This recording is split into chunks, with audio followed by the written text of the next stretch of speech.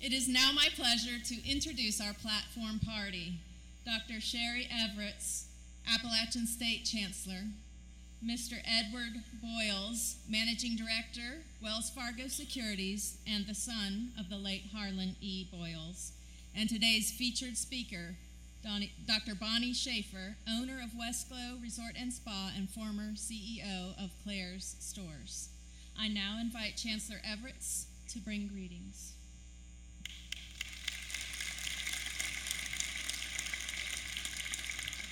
Good morning.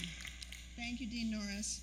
It's my pleasure to join you today, and I'd like to express my thanks to the business leaders, faculty, staff, students, and special guests who are in attendance today.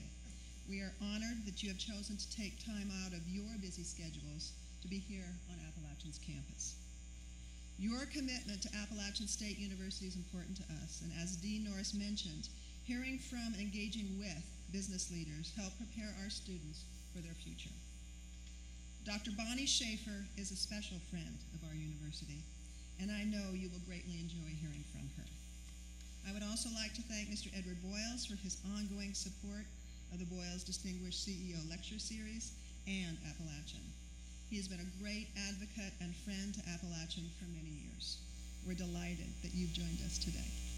Dean Norris will now introduce our featured CEO speaker.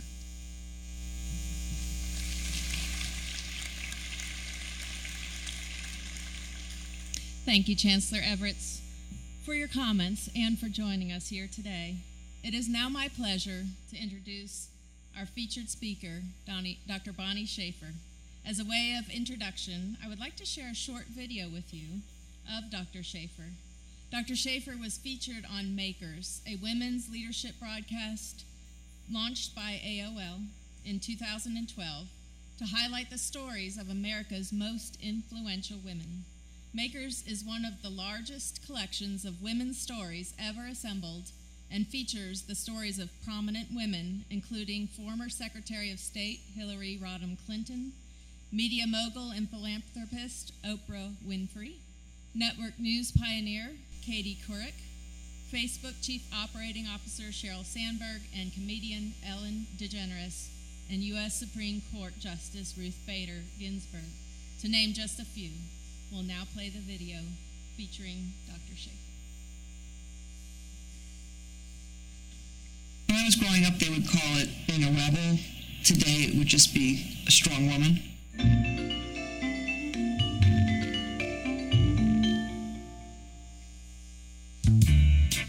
I thought I could do anything. My mother didn't think I could.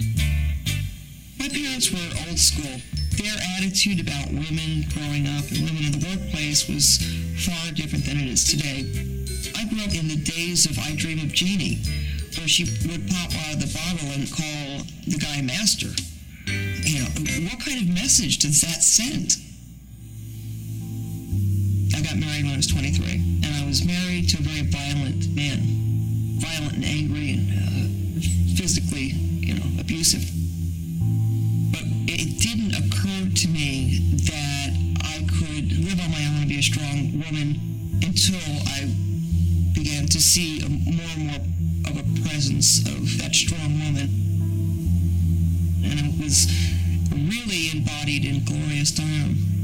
I thought, wow, who is this woman? I need to listen to her. It gave me the strength to walk away from a horrible situation, walk away and never look back.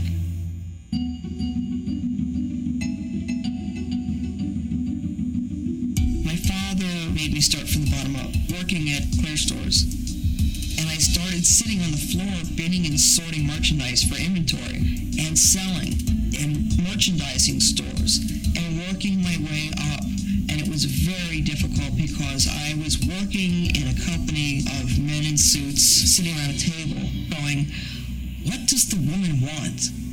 It was almost comical. And I thought to myself, if I ever took over this company, which I had in my head I was going to one day, that it would be run very differently. Women would be in the positions of decision-making.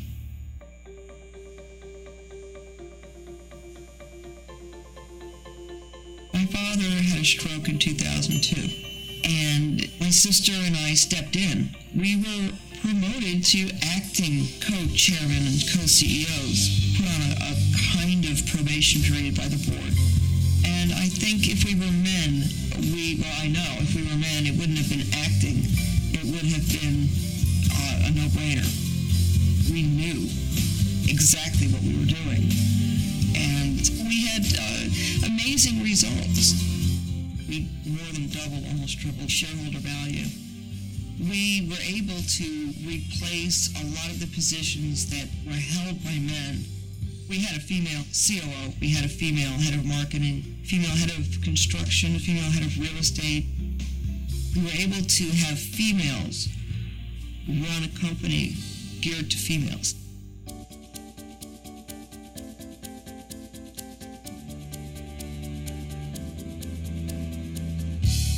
As I got more comfortable in my career, in my own skin, I started to look outside of myself and say, wow, what can I do to make a difference in the world? What can I do to help other women? Because what if I didn't have the strength to walk away? What if I didn't have the resources?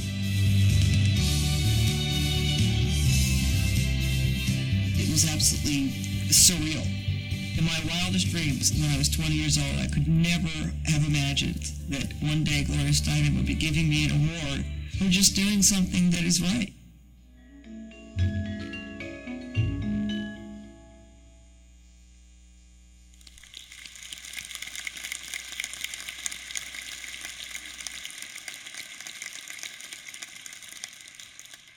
Just a little bit more about Bonnie. Spending the summer months in North Carolina, Bonnie is involved in many of the High Country's community organizations. She's founding member of the Appalachian Women's Fund, which focuses on improving the lives of women and girls through grants, mentoring, and advocacy. She's also a supporter of Power of the Purse of the High Country Women's Fund, which helps women take major steps out of poverty. Bonnie and Jamie are also dedicated arts patrons whose longtime support and generous sponsorship of an Appalachian Summer Festival led them to provide a major gift to transform Farthing Auditorium into a state-of-the-art performance venue, the Schaefer Center for the Performing Arts. The Schaefers are also active supporters of the University Center for Judaic, Holocaust, and Peace Studies, provided the seed money to build the first and only synagogue in the High Country, established a new shelter for the Watauga Humane Society, and assisted the Blowing Rock Equestrian Preserve in raising funds to build new stables and an indoor equestrian arena. We are so very fortunate, Bonnie, to have you here with us today, and it's now my pleasure to introduce you to our audience, Dr. Bonnie Schaefer.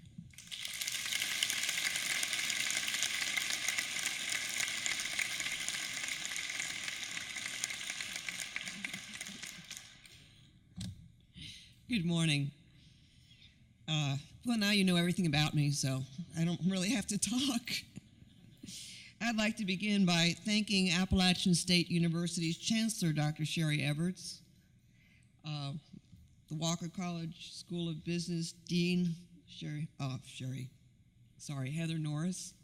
See, I'm nervous, okay?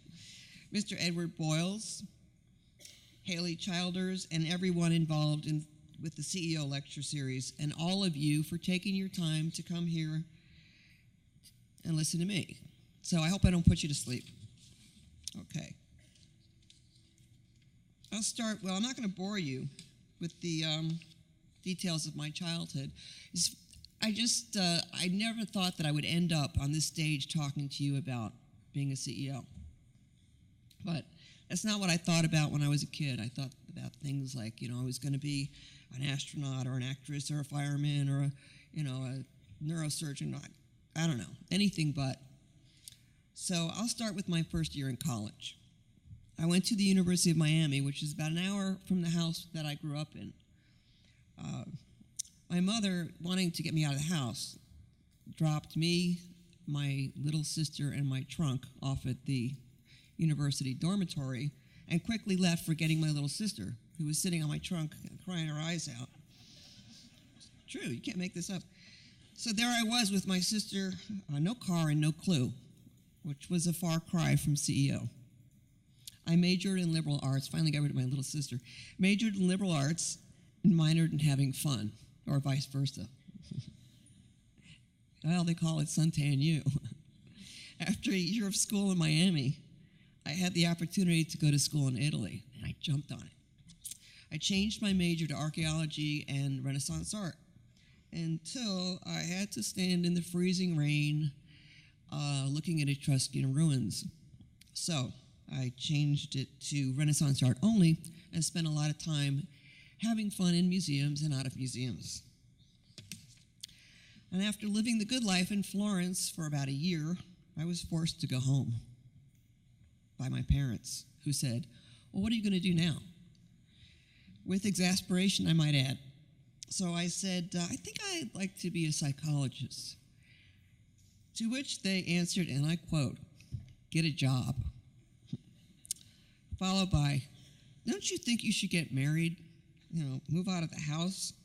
or other such nonsense. So I went to work as a medical assistant for my then boyfriend, and having no experience, learned on the job. That didn't work out, not the job, the boyfriend. I quickly boomeranged into a marriage with the first guy I dated after that. Bad idea. After 2 years of misery, I got a divorce, moved to New York City with my parents' blessings and subsidies to go to nursing school. And I loved it. I loved the study of medicine. Just not sick people.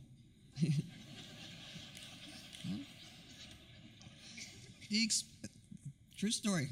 The experience of clinical rotations in the hospital was a veritable nightmare for me.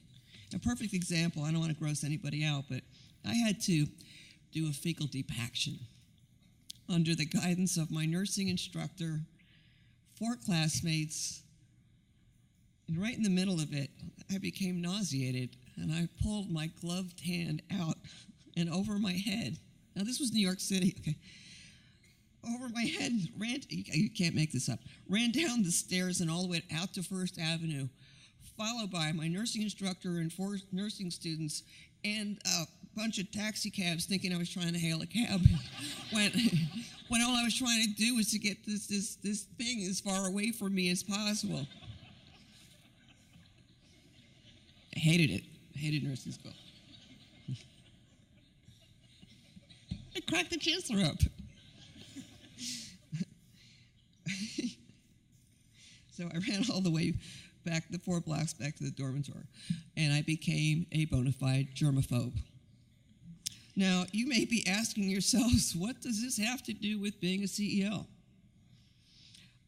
Nothing. My father had a company that started out small, expanded, and went public. He gave me a job working in the business, and then he fired me for my less than stellar work ethic. So I went on a job search, which was a lot of fun.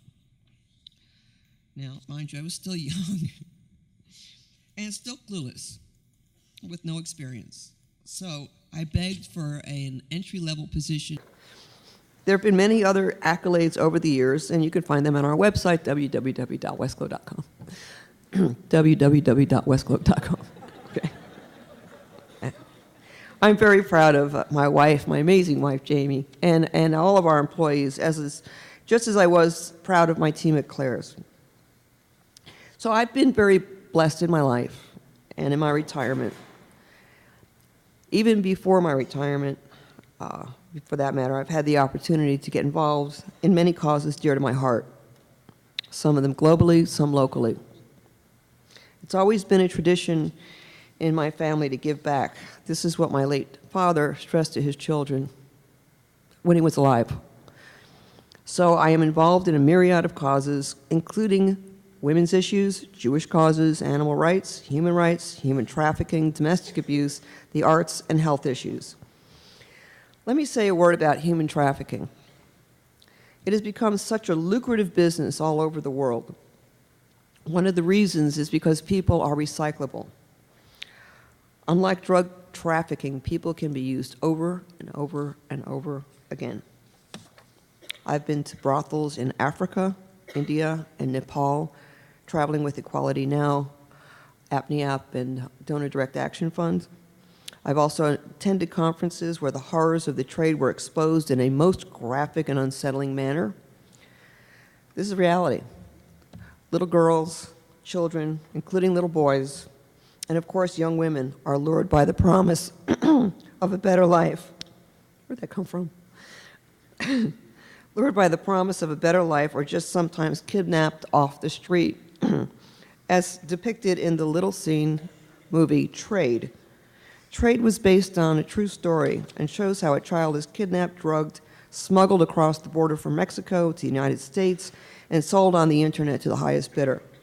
And it's happening now, even as we speak, right here in the United States, all over the world, as well as all over the world. Ending sex trafficking is not an easy fight. It requires so much, and no matter what we do, it's still only a drop in the bucket. The United States is responsible for 25% of sex tourism.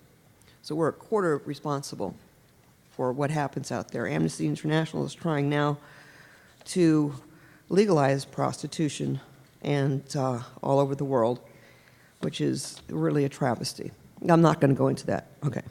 In 2012, segue right into that, I received an honorary doctorate. Finally, I'm a doctor without sick people. In humane letters, a doctor of humane letters. Okay, right here on this, no more fecal depactions, right here on this stage in ASU, from ASU rather. Ironically, I'm now on the board of a hospital in Miami, having gone to nursing school, worked as a CEO, and having an honorary degree.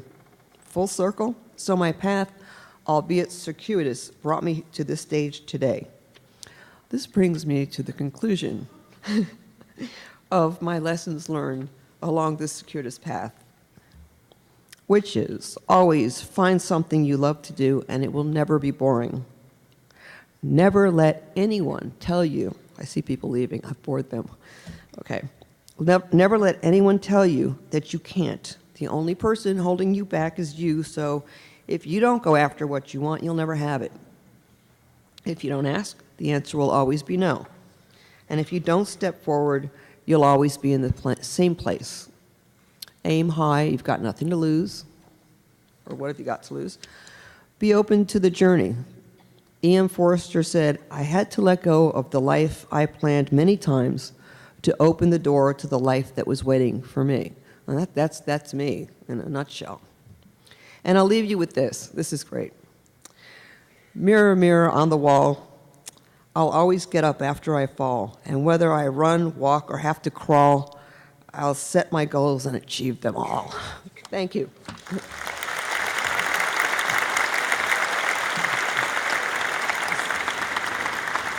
Oh, sit down.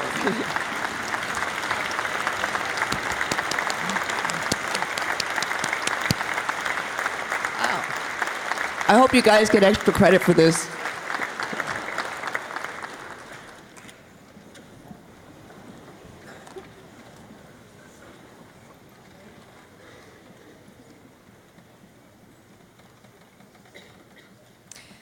Thank you, Dr. Schaefer, for sharing your amazing story, and you are a true inspiration. Our students had the opportunity to submit questions and enter a contest to win an iPad mini. And I think the winning person is Brooke Cohn. Are you here, Brooke? There she is. And so I'll read the question, and then Dr. Schaefer can answer your question. The question is, Dr. Schaefer, did you ever expect to end up as a CEO? Did you believe you always had the confidence to do that, or did you gain that confidence through your previous positions in the company?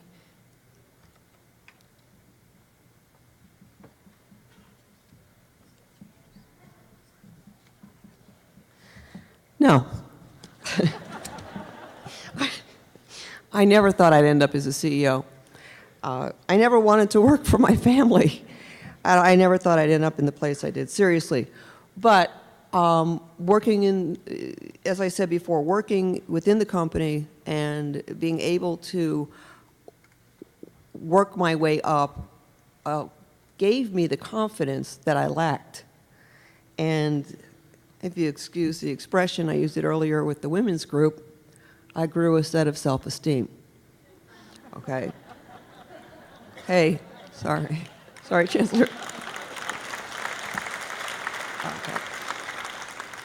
But, Abe Lincoln said, always bear in mind that your own resolution to succeed is more important than any other. So, if who asked that question? Grow some self-esteem. Thank you for your question.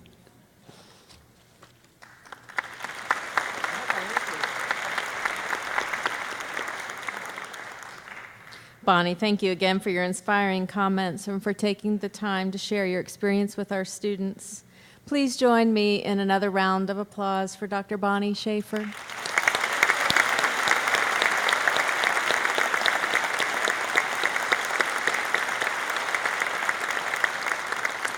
And now we'll have a special presentation. Bonnie, if you would come up, and Edward as well, and join me here at the podium.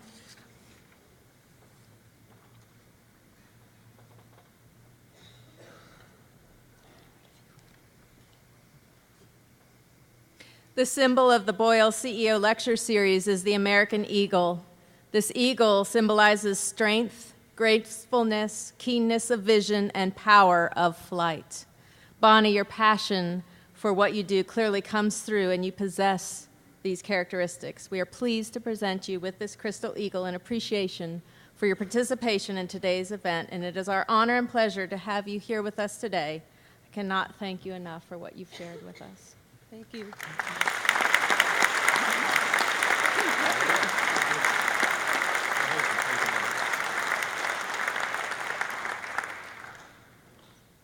Thank you. I'd like to thank the Academy. No, thank you so much. This is great. This is wonderful. I'm honored. Thank you so much. Especially from you.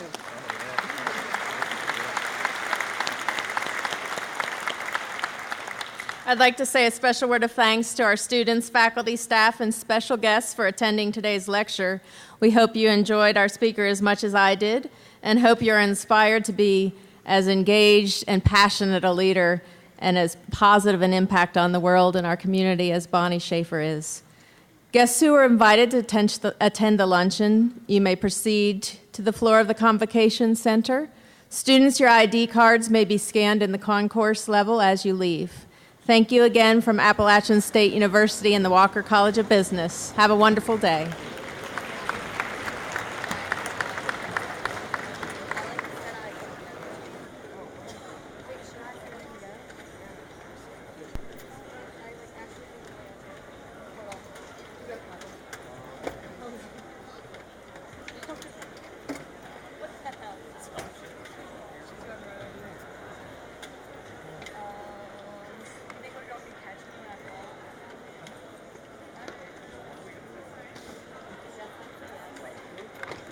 With a company that was a subcontractor for IBM in Boca called HLYO. And I got a roommate to offset expenses and realized that, I was on my own. So after 1 year of working my way up in this little tiny company, in a little cubicle, my father hired me back. And I thought, yes, wow, now I'm going to make big money. I'm going to have a corner office. I'm going to be an executive. I'm going to have all the perks that come with it. And wrong, again, okay? I had to start at the very bottom and work my way up. You know, in the words of Winston Churchill, if you're going through hell, keep going. Just because I went to work in the family business does not mean, listen carefully, it was not handed on a silver platter. Trust me, it was not. I started out at the bottom making minimum wage. I began to develop a goal. I was going to show everyone what a great work ethic I had. And I set my sights on the top job. And that was going to take a lot of work and many years. And then I had my older sister, Marla, to contend with. And she wasn't going to let me get past her. If anything, though, I overcompensated. I overcompensated for the fact that I was the boss's daughter and did not want preferential treatment. So I got to the office before my father did, which was quite a feat because I lived an hour away and he only lived 15 minutes away. and left after he did. And, oh, lost my notes. It was an interesting time because working for a company devoted to selling items to girls and women was being run by men. My sister was the token woman on the board, and most of the women working in the company reported to men. And most of the women had the tougher jobs, such as, field positions, store level, and the like. And let me tell you, though, most of what I learned about the company, I learned from these women in the field. And the field operations, being a retail chain, that's where everything happens, and that's where all the parts of a company come together, because when that gate goes up in the morning, it's showtime, for every store. Our emphasis was on customer service, and that set us apart from many of our other fellow retailers, plus the fact that we were a niche player. And after a turn in each department, for example, like real estate and marketing and merchandising, and not really merchandising, what was it? It was, I didn't do merchandising. Visual merchandising, that's what it was. It was so long ago, I forgot. After a turn in each department, I finally earned the title of vice president. But there were a lot of us vice presidents. And my job was to oversee the real estate in the Southeast U.S., which included Puerto Rico and also eventually St. Thomas. This was my first venture working with people from other cultures, and which I loved, by the way. And it set up a foray into the European markets. My father and my sister and I traveled to Europe. We traveled to France, Switzerland, and England, looking to acquire other companies with the same footprint like ourselves, so that we can acquire them, retrofit the stores, and expand. We needed the existing infrastructure. So I eventually became Senior VP of European Operations, and during that time was made chairman of our joint venture in Japan. Now, having stores and offices and employees in Europe and a joint venture in Japan was challenging also. We also had a franchise with the Al Shaya Group based in Kuwait. They had 4 malls in Kuwait. It started when Mohammed Al Shaya, a consummate entrepreneur, called my father, also a consummate entrepreneur, and asked him if he can do a franchise in the Middle East. And my father, being Jewish, pondered this and decided, why not link arms with like-minded people in the Arab states? And so began a long and prosperous relationship with our Arab friends. However, me, being female and a Jew myself, my father felt it best that I not travel there, so I didn't get to go. He sent the guys. Even doing business in Japan was tough because women were, and still probably are, marginalized.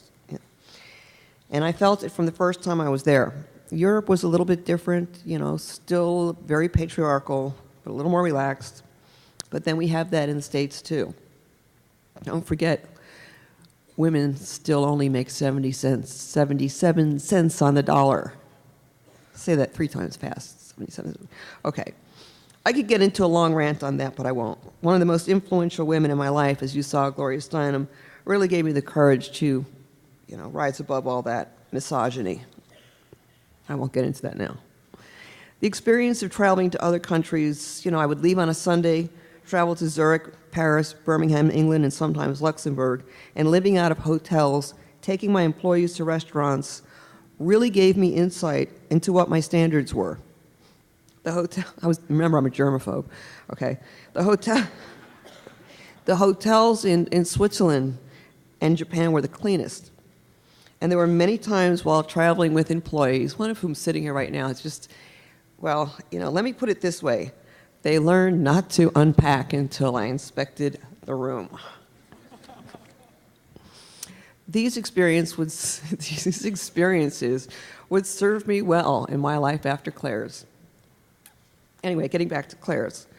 Pleased with my performance in the company with international operations, I was promoted to vice chairman by my father, much to my sister's chagrin. Let me digress for a minute and tell you that the challenges of working for a family company were vast. Not only did I had to contend with employees that didn't want the boss's daughter around, that included my sister. For a time, she got used to it. But there were people, mostly men, sorry guys, okay, who were constantly jockeying for position and promotion. And then there was the board of directors. I was invited to join the board, and I could tell they just weren't pleased. Having two Schaefer sisters working and now on the board, wow. But then again, my father was a very formidable man that nobody was willing to go up against, including me. I once told my father I'd like to become CEO, and he retorted actually, "That's my job." Okay. Eventually, it happened under unfortunate circumstances. My father had a stroke in 2002, and my sister and I clung to the hope that he would recover and get back to work. He was 87 at the time. In the meantime, our board reluctantly named my sister and me acting CEO and co-chairman. We were shocked. What did acting mean? We were actually doing it. Dividing up the responsibilities, we certainly knew this company better than any outsider. The board wanted to search for a new chairman/CEO, so we showed them we could do it ourselves. So we began to my sister and I made necessary changes within the company by promoting the best of the best people to positions in which they could help to facilitate growth, and then focused on succession planning for everyone. The lessons I learned was that nobody is indispensable, and that we certainly weren't about to go out of business if one or more key people left, or if anybody left, for that matter, or became ill, etc. The fact is that it happens all the time, and if there's no understudy, if you will, what then? And so we stressed that everyone had to train their replacement. Now, I know this sounds really harsh, but how else do you move up? How else do you move up the ladder if there was nobody behind you to move in? Having set up a succession plan, we realized that we had none for ourselves. So we talked at length about it and came to the conclusion that we had to look at eventually selling this amazing company. It was, sad because our father founded it and passed it on to us, and it was a painful process because as big as the organization was, and it was really big, it was still a family to us. And being a public company, trading on the New York Stock Exchange, we owed it to our shareholders. We also owed it to ourselves. Working hard, never resting on our laurels, took its toll, and we approached the board with this suggestion. Now, let me tell you, that wasn't easy. The board referred to the two of us middle-aged women as the girls. Nice. Okay. Let me digress for a moment. We were under intense pressure to comply with the new SEC rule Sarbanes-Oxley. Even though we were already in compliance, we were still under pressure to comply. Can't figure that out. Thank you, Enron, Arthur Andersen, and the rest of the companies that wrought Sarbanes-Oxley. Anyway, we enlisted Goldman Sachs to help with the sale, and once word got out that we were selling, we received some interesting phone calls, one of which I will tell you about anecdotally. There I was in my office, and a call came in from two of my father's friends. It went like this. "Hello, Bonnie, darling." Big red flag. Big, big, big red flag. Now, I won't mention names because both of these men had huge companies, and thus they're very high profile. So it went like this. "So-and-so and I want to help you girls." There's the girls thing again. "With the sale." And I said, "Wow, gee, thanks. Wow, call this number." It was the number of Goldman Sachs. And ask for Jack Levy. Tell him what you just told me. I never heard from the men who so badly wanted to help me again. I won't go into the details of the sale, but that was a tough time. But suffice to say, it was a hard choice, like giving away a huge piece of ourselves. We consummated the sale in May of 2000 to a private equity group. I can only say for any of you who have seen the movie The Intern, it's not a great movie, but that Robert De Niro's line towards the end of the movie spoiler alert if you haven't seen it, not a great movie, was his line to Anne Hathaway's character was that no one can run your business like you can. And so we left it in the hands of a company that did not run it like we could. They didn't have the passion, they didn't have the love, they didn't have the care, they didn't have the family culture. Everything changed. So, many long-term employees left. One is sitting right here in the audience, our former COO. Working alongside people for so many years forges some unbreakable bonds. I missed my former life terribly because of the people. When the company was sold, we had over 3,200 stores on 4 continents, tripled shareholder value, had 16,000 employees, give or take, and a few. And when Claire's was sold, it was fortunately one of the last big mergers and acquisitions before the window more or less closed on private equity's big deals for a time. Then this country hit a huge recession. We were out. Yay. A year and a half before the sale, my wife, Jamie, and I purchased Westglow Resort and Spa. We, or I should say Jamie, with a small team, renovated the entire place in an incredibly short span of time for the scope of the work that went into it. We then set our sights on making the spa and the restaurant, which we named after my father, world class. It was so great to be able to take the experiences from Claire's and use them at Westglow, like cleanliness, customer service, and the family culture that we enjoyed at Claire's. In time, we became inducted into the prestigious Relais and Chateau Association. Spa Finders named us best in several categories. Travel and Leisure named us number 6 best destination spa in the world. Condé Nast named us number 7 best destination resort and spa in the world. I don't know why they didn't talk to each other.